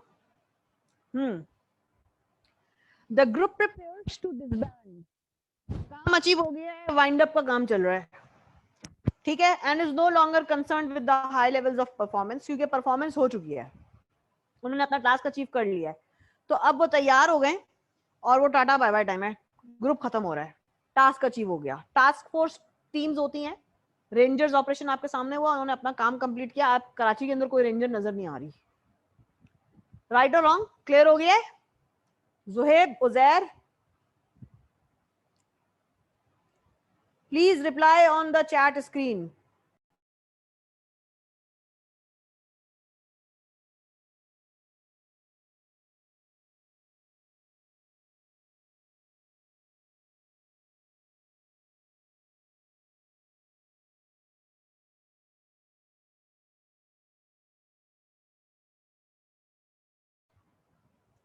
बेटा ये मैंने स्क्रीन खोल दी है, इसके अंदर आप ये पांचों स्टेप को रीड कीजिए. अगर किसी भी स्टेप में प्रॉब्लम है तो मुझे चैट स्क्रीन पे बाद में लिखना.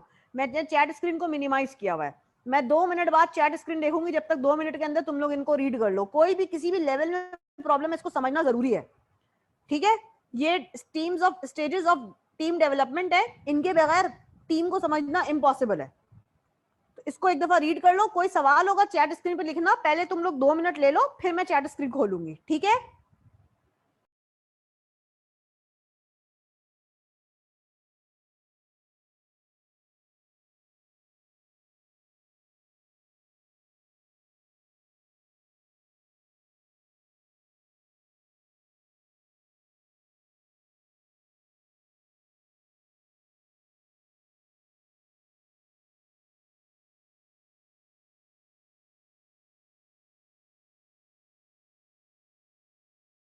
कोई क्वेश्चन नहीं आ रहा है तो आगे बढ़ जाऊं?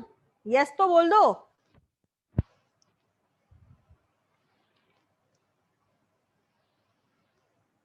Good, thank you Zoheb. Okay, आगे बढ़ते हैं. डिफरेंट जगहों से हम लोगों को पिक कर रहे हैं और उन लोगों को पिक करके हम एक टीम फॉर्म कर रहे हैं. टीम फॉर्म करके अब हमें समझ में आ गया है कि ये जो एक भाई साहब हैं यहाँ पे, इन एक भाई साहब को हमने लीडर बना दिया है. ठीक है? इनको मैं यहाँ देखे, मैं एरो कर्सर लेके गई हूँ, ये लीडर हो गए हैं. अब सारे जो 4 लोग हैं वो इनको रिपोर्ट करेंगे. ठीक है? और फिर हर इंसान अपना काम करना शुरू कर देगा. हर कोई एक दूसरे से बात कर रहा होगा, कम्युनिकेशन कर रहा होगा, इंटरकनेक्टिविटी होगी. और उसके बाद क्या होगा? अब टीम खत्म होने वाली है. देखो ये लाइन निकल गई, ये लाइन निकल गई. अब हम इसको खत्म कर रहे हैं. ये टाटा बाय बाय हो रहा है, टास्क अचीव हो गया. ठीक है? अब क्या है? ग्रुप परफॉर्मेंस सेटिस्फैक्शन मॉडल है. External condition, external barriers, external factors organisation के इंटरनल ग्रुप के ऊपर फर्क लेके आते हैं. फॉर एग्जाम्पल आप देख लें, कोविड की वजह से हमने ये ऑनलाइन क्लास स्टार्ट की थी. आप यकीन नहीं कीजिएगा, कोविड की वजह से ऑनलाइन क्लास तो स्टार्ट हुई थी. आज सुबह से मैं जो हूँ ना वो क्लास ले लेके, and this happens with me on every Thursday, Friday and Saturday. ठीक है? और मजे की बात यह है कि थर्सडे को तुम लोग की क्लास अगले हफ्ते से मैं अपने केएनएस इंस्टीट्यूट से लिया करूंगी. उसकी वजह है कि 4 बजे तुम्हारी क्लास खत्म होती है और 4:30 बजे मुझे वहां क्लास स्टार्ट करनी है. तो मैं आधे घंटे में इस वाले ट्रैफिक के टाइम पे ना तारिक रोड नहीं पहुंच सकती हूँ. तो क्या होगा कि जब मैं आईसीएमए से गुलशन नीपा कैंपस से निकलूंगी तो मैं डायरेक्ट केएनएस चली जाऊंगी और वहीं लैपटॉप लेके आपकी क्लास वहां से लूंगी. और फिर आपकी क्लास लेने के बाद मैं अपना बीएमबीएस स्टार्ट कर दूंगी. So it will be even more tiring from next Thursday onward. हो सकता है एक थर्सडे मुझे देखना पड़ेगा कि किस तरह से आपकी क्लास मैं मैनेज करती हूँ. अगला थर्सडे शायद थोड़ा बहुत सफर करे, आई डोंट नो, क्योंकि मुझे नहीं पता कि इंटरनेट की कनेक्टिविटी वहां पे मुझे मिलेगी नहीं मिलेगी. So it is going to be a trial. मिल जाएगी, नहीं मिलेगी तो मेरा 3G 4G चलेगा, वो मसला नहीं है. मोबाइल पे मेरे नेटवर्क होता है, तो वो we will be taking it out. ठीक है? होता क्या है कि कोविड की वजह से एक्सटर्नल कंडीशन के अंदर प्रॉब्लम आई और उस कंडीशन ने हर ग्रुप को, तमाम तर टीचिंग फैकल्टी मेंबर्स को, तमाम तर रिसोर्सेज को इम्पैक्ट किया. ठीक है? अब ग्रुप मेंबर्स एंड रिसोर्सेज ये इंटरनल हो गया. ग्रुप स्ट्रक्चर मतलब स्ट्रक्चर, कौन किसको रिपोर्ट कर रहा है, कौन किसका बॉस है. 3-3 लोगों के ग्रुप मजीद डिवाइड किए हुए हैं, टास्क अकॉर्डिंगली डिवाइड हुआ हुआ है. ये इंटरनल बात है. ठीक है? उसके बाद क्या होगा? ग्रुप का प्रोसेस शुरू होगा. जब प्रोसेस करना शुरू होगा तो वो जो ग्रुप टास्क होगा वो कोई ना कोई टॉप मैनेजमेंट से कोई आके इनको बता रहा होगा, अच्छा ये ग्रुप का ये टास्क है, अच्छा इसके बाद ये काम कर लो. डेडलाइन के अंदर चेंजेस हैं, 1 हफ्ता टाइम और मिल गया है या 2 दिन पहले हमें डिलीवर करना है. And this will add actually where value, this will create satisfaction onto the performance. यहां तक तमाम तर बच्चों को समझ में आ गया है कि नहीं? इस डायग्राम में किसी की कोई क्वेश्चन? अगर मेरे पास एडमिन मेंबर्स हैं तो प्लीज मेरी ये इसको स्क्रीन को थोड़ा सा अगर एम्प्टी कर दे 61 मैसेजेस को, तो थोड़ा मुझे मैसेज पढ़ने में आसानी हो जाएगी. If I have some help here.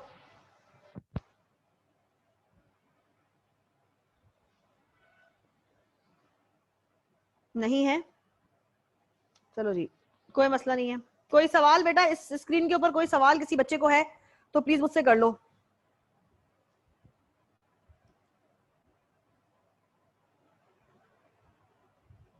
If there is any question please आप मुझसे क्वेश्चन कर लीजिए.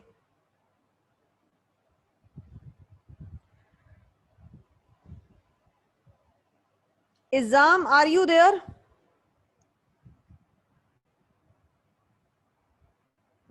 इज़ाम हमारा सीआर ही गायब हो गया है.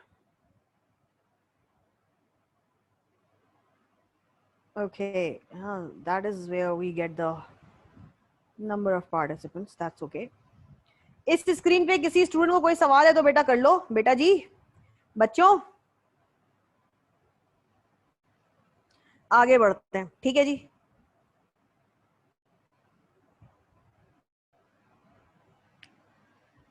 एक्सटर्नल कंडीशन के अंदर ऑर्गेनाइजेशन की स्ट्रेटजी, अथॉरिटी मतलब लीगल पावर, और क्या रिलेशनशिप है अथॉरिटी का और काम करने वाले के बीच में. रेगुलेशन रूल्स फॉर्मली होंगे जिनको के फॉलो किया जाएगा. ऑर्गेनाइजेशन के रिसोर्सेज, मैंने 100 लेट्स से बेडशीट्स प्रोड्यूस करनी है तो 100 बेडशीट्स प्रोड्यूस करने के लिए मेरे पास इतना धागा इतना कपड़ा मौजूद है कि 100 बेडशीट बन जाएगी कि नहीं. एम्प्लॉय का क्राइटेरिया ऑफ सिलेक्शन क्या होना चाहिए कि मैं किसी एक स्पेसिफिक फील्ड के लोगों को हायर करूंगी. फॉर एग्जांपल मैंने ये देखा एमबीए के लिए कभी कभी एड लिखा हुआ होता है दैट इज आईबीए और लम्स के ही ग्रेड अप्लाई करें. ठीक है, तो ये क्राइटेरिया सेट हो जाता है. फिर हम बात करते हैं परफॉर्मेंस मैनेजमेंट की कि कैसे अप्रेजल हो रहा है, कैसे सिस्टम बना हुआ है. ऑर्गेनाइजेशन का कल्चर मतलब हर ऑर्गेनाइजेशन का डिफरेंट कल्चर होता है. रूल्स अलग होते हैं, ट्रेडिशन अलग होता है, फ्लेक्सिबिलिटी कहीं होती है, कहीं रिस्ट्रिक्शन ज्यादा होती हैं, तो ये कल्चर होता है. General physical layout of work space, basically physically कहाँ पे लोकेटेड है और जनरली उसका लेआउट ऑफ वर्क क्या है. जनरली इन द सेंस कि किसी भी डिपार्टमेंट के अंदर फ्लो ऑफ वर्क क्या होगा, from top management to the down, bottom down people labour ही काम कर रहे होते हैं, but top management make sure that the work is going according to the instructions. यहां तक किसी भी स्टूडेंट को कोई कंफ्यूजन? फिर हम बात करते हैं ग्रुप मेंबर्स की. ग्रुप के मेंबर्स के पास नॉलेज है, स्किल्स है, एबिलिटीज हैं. हर इंडिविजुअल की अपना कोई क्वालिटी होता है, अपना कोई ट्रेट होता है, अपना कोई कैरेक्टरिस्टिक होता है. ठीक है, जो कि एड अप करना चाहिए प्रोडक्टिविटी ऑफ ग्रुप के अंदर. ठीक है, ग्रुप स्ट्रक्चर के अंदर किसको क्या रोल दिया गया है. रोल के अंदर कुछ कॉन्फ्लिक्ट है, दो लोगों को एक ही रोल दे दिया गया है तो एम्बिग्यूटी आ गई. एम्बिग्यूटी का मतलब है अनसर्टेनिटी, कंफ्यूजन. रोल की एक्सपेक्टेशंस कंफ्यूज हैं, समझ ही में नहीं आ रहा मेरा रोल क्या है. सारे काम तो डिवाइड हो गए, मुझे तो कोई काम ही नहीं मिला, मेरा नाम ही नहीं लिया, तो मेरा क्या रोल है, I am not knowing it, there is confusion. So इसलिए लोगों को बता देना चाहिए कि कौन किस पोजीशन पे काम करेगा, कौन किस यूनिट के अंदर असिस्ट करेगा, किसका ग्रुप कौन सा है, ताकि उन्हें अपने गोल्स को अचीव करने में आसानी हो और मेंबर्स डीमोटिवेटेड ना हो, डिससेटिस्फाइड ना हो, वो सेटिस्फेक्शन के साथ अपना गोल अचीव कर सकें. ग्रुप के अंदर कॉन्फ्लिक्ट आना नेचुरल है, उसमें दूसरी कोई राय नहीं होनी चाहिए.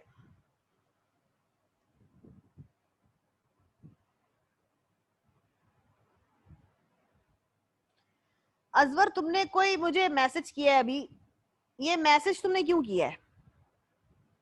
अभी पहले मैं ये स्लाइड कवर करूं, उसके बाद तुमसे पूछती हूँ कि तुमने मैसेज क्यों किया है. ठीक है, अच्छा. रोल एम्बिग्यूटी के अंदर मैंने आपको बताया कि there was confusion in the role. सबको काम मिल गया है, मुझे मेरा रोल ही समझ में नहीं आया, मेरा तो नाम ही नहीं ली गया है, तो अब मैं क्या काम करूंगी. तो ये यहाँ पर कंफ्यूजन होती है. I will keep it till this slide number 12 तक रखेंगे, बाकी कल डिस्कस करेंगे. नाउ मिस्टर अजवर, आपने एक अदद मैसेज किया है.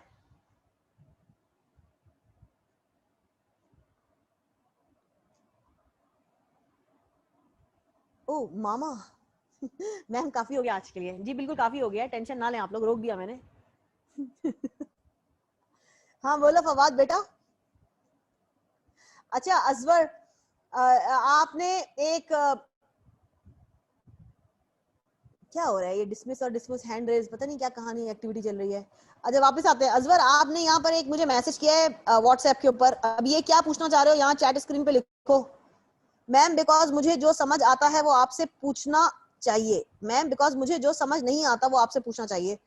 नहीं मैंने आपको ये नहीं कहा कि आपने मुझे मैसेज किया है, इसमें आपको क्या समझ में नहीं आ रहा है, मुझे क्लियर कैसे होगा, क्या बताना है तुमको, क्या समझ नहीं आ रहा है।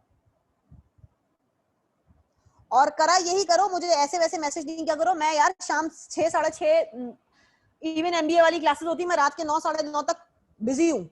तो तुम्हें क्वेश्चन करना है अपनी क्लास के टाइम पे, जैसे अभी तुमने कर दिया। बाद में मुझे क्वेश्चन भेजोगे मैं तुम्हें बिल्कुल एंटरटेन नहीं करूंगी, मेरे पास फालतू टाइम नहीं है। फालतू टाइम की बात नहीं है, एक उसूल है बेटा, ठीक है।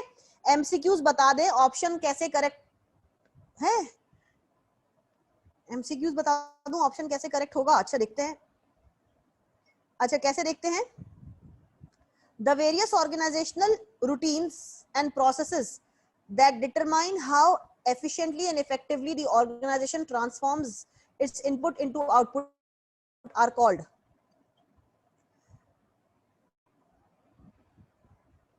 The various organizational routines and processes that determine how efficiently and effectively the organization transforms input into output. Strength हो गया, core competency हो गया, capabilities हो गया। इसका आंसर बी है, बी आंसर है core competency। देखो मैं हर कोर्स नहीं पढ़ा सकती हूँ, मैं हर जगह इनपुट लगा के आउटपुट प्रोड्यूस नहीं कर सकती हूँ। मैं वहां कर सकती हूँ जहां मेरा जो बेस्ट स्किल्स होंगे, मेरी strength, I will always play on my strength. अच्छा क्वेश्चन नंबर 10 है, when defining strategic management क्या हो गया, long term. The most important thing to remember is that not as easy as you think, ये तो गलत ही है। Mainly the province of senior managers no a living evolving process, कुछ सही लग रहा है। More conceptual than practical, more conceptual होना चाहिए, प्रैक्टिकल नहीं, प्रैक्टिकल होना चाहिए, ये तो गलत है। अ वे ऑफ डिटरमाइनिंग रिस्पॉन्सिबिलिटीज, नहीं जी। देखो बात सुनो, मैनेजमेंट कैसे डिफाइन करोगे, ये एक इवॉल्विंग प्रोसेस है। यहां पर वे ऑफ डिटरमाइनिंग या रिस्पॉन्सिबिलिटीज की बात नहीं हो रही होती है, लोगों को बेस्ट तरीके से हमें यूज करना है, ये प्रोसेस है। तो इसका ऑप्शन सी है। इसमें क्या कंफ्यूजन थी तुम्हें बेटा, तुम लोगों की कंफ्यूजन मेन ये आ रही है, जो मेरी ऑब्जर्वेशन है कि तुम लोगों की अंग्रेजी थोड़ी वीक है, और वीक अंग्रेजी होने की वजह से तुम्हें क्वेश्चन ही समझ में नहीं आ रहा है। How capability is different from core competency. Capability का मतलब है मेरे अंदर क्या करने की स्किल है, लेकिन हर काम करने की स्किल में कोई जरूरी नहीं है। कोर कॉम्पिटेंसी का मतलब है मेरा मेजर क्या स्ट्रेंथ है। फॉर एग्जाम्पल मेरा जो मेजर स्ट्रेंथ है that is my communication skills, मेरी अंग्रेजी अच्छी है, ठीक है। मिस आप सिलेबस का टॉपिक टिक करवा दें प्लीज, जो टॉपिक कंप्लीट हो गया है। मास ये बच्चों वाली एक्टिविटी तुम छोड़ दो, खुद बैठ के तुम टिक लगाओ। मेरे पास इस वक्त कोर्स आउटलाइन सामने नहीं है, मैं ये अगर मैंने निकाल ली तो कल की क्लास में मैं देख लूंगी, अगर मेरे पास टाइम हुआ और मेरे पास कोर्स आउटलाइन की कॉपी हुई so I will do it, else do it yourself. कोशिश करते हैं, देखते हैं, ठीक है। बच्चों वाली एक्टिविटी यहां पे ना किया करो। आप खुद टिक लगा लो, आपको पता है आपने कितना कोर्स कवर कर लिया है। This goes for marks. अजवर तुम्हें अपना क्वेश्चन समझ में आ गया, कोर कॉम्पिटेंसी का मतलब और कैपेबिलिटी के अंदर फर्क क्या है। कैपेबिलिटी मैं कर सकता हूं, मगर मैं क्या चीज ज्यादा सबसे बेहतर तरीके से कर सकता हूं, कोर कॉम्पिटेंसी, ठीक है। जवाब दे दो भाई,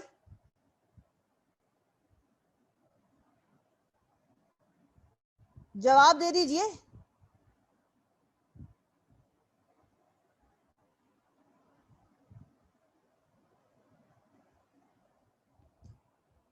और थोड़ा सा तुम लोगों के अंदर मैच्योरिटी लैक कर रही है, कोई मुझे बुक की कॉपी भेज रहा होता है, कोई मुझे कोर्स आउटलाइन की copy. Please avoid sending me inbox text, वरना ब्लॉक कर दूंगी तुम लोगों को।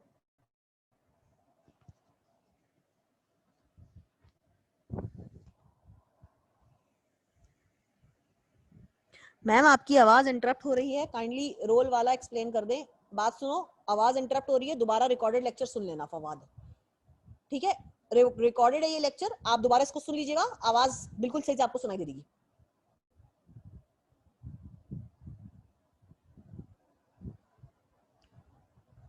ठीक है, so here we end the lecture today.